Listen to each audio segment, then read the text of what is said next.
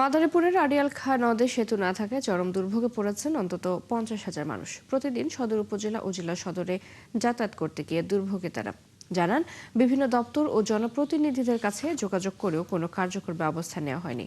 আরিফুর রহমানের তথ্য ছবিতে প্রতিবেদন।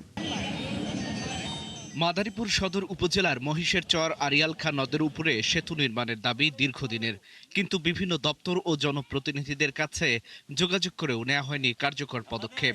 এতে প্রতিনিয়ত দুর্ভোগে নদের আশেপাশের 3টি ইউনিয়নের অর্ধ লক্ষ মানুষ।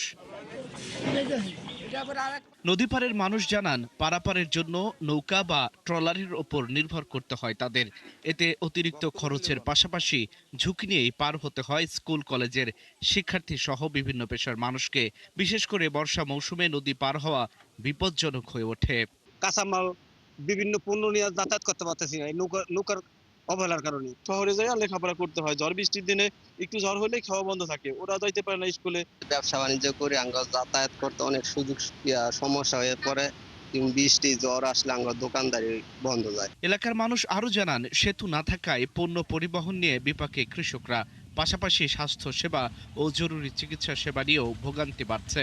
আমরা একটু রুগী হইলে যাইতে পারি না, আমাকে সমস্যা ওপার খেওয়া হয়। এবারে মনে করেন যাইতে 1 ঘন্টা আধা ঘন্টা লেট হয়ে যায়, হয়তো যে কাজ পায় না। রুগী ঠুগি আইলে রাত্রে অনেক রাত্রে যায়, রাত 1টা 2টা বাজে ডাইকা আনে আমাদের এসে পারাপার করতে।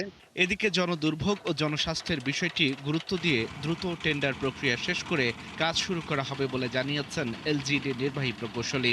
এখনো টেন্ডার প্রক্রিয়ার ভিতরে যায়নি কিংবা ওয়ার্ক অর্ডার হয়নি, ডিজাইন ইউনিটে আছে এবং ডিজাইন ইউনিটে থেকেই ওখানে একনেকে আসবে, একনেকে আসার পরবর্তীতে একনেক অনুমোদন সাপেক্ষে আমরা কাজ করতে পারি।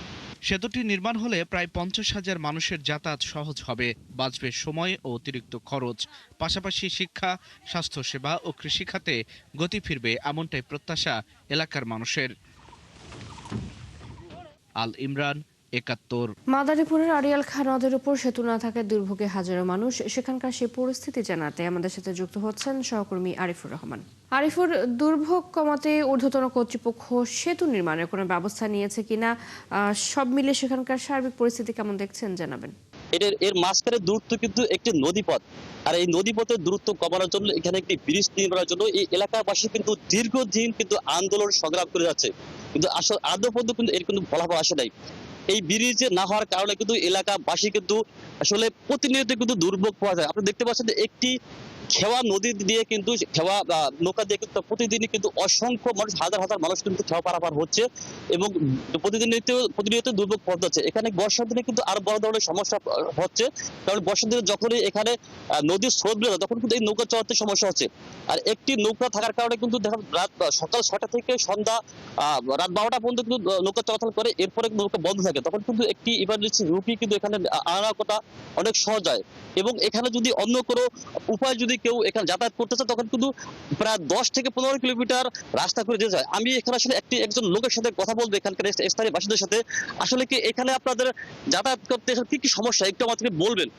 এখানে আমাদের যাতায়াত করতে আমরা নৌকা দিয়ে করি, অনেক সময় ঢেউতে আমাদের নৌকা তলিয়ে যায় এবং এইভাবে আমরা এটা দীর্ঘদিন যাবত 17 বছর যাবত আমরা এই আন্দোলন করে আসছি। এর মধ্যে আমরা সংবাদ সম্মেলন, মানববন্ধন করেছি, কিন্তু আমাদের চেয়ারম্যান রশিদ গুড়া সাহেব উনি আসছিলেন এবং এই নিয়ে অত্যন্ত ভাবে আমরা এই করছি, কিন্তু এই পর্যন্ত আজ না কাল, কালকে পরশু এইভাবে আমরা অন্যান্য জায়গায় লোকজন যাতায়াত নাই, সেখানে ব্রিজ, কিন্তু আমাদের আজকে দীর্ঘদিন 17 বছর যাবত আমরা এই ব্রিজ পাবো আমাদের এই আশ্বাস এই পর্যন্ত আমরা, আমাদের জনগণ এখানে সকাল থেকে রাত 12টা পর্যন্ত প্রায় 12 থেকে 14,000-এর উপরে লোক যাতায়াত করে, কিন্তু আমরা এখানে এই যে সমস্যার সম্মুখীন, এটা আমাদের আশা করি বর্তমান নতুন এমপি যে সাহেব আছেন মহোদয়, ওনার কাছে আমরা দীর্ঘ আশা করি আমাদের এই ব্রিজটা।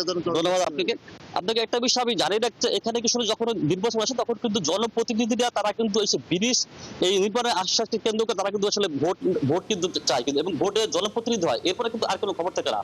এই ব্রিজের নির্মাণের বিষয়ে আমি কথা বলছি মাদারীপুর এলজিডি নির্বাহী প্রকৌশলী বাদল চন্দ্র কীর্তনের সাথে। তিনি আমাদেরকে আশ্বস্ত করেছেন আসলে অতি দ্রুত এই ব্রিজের কাজ শুরু হবে এবং টেন্ডার প্রক্রিয়ার মাধ্যমে ব্রিজের কাজ শুরু হবে বলে আমাদেরকে জানিয়েছেন।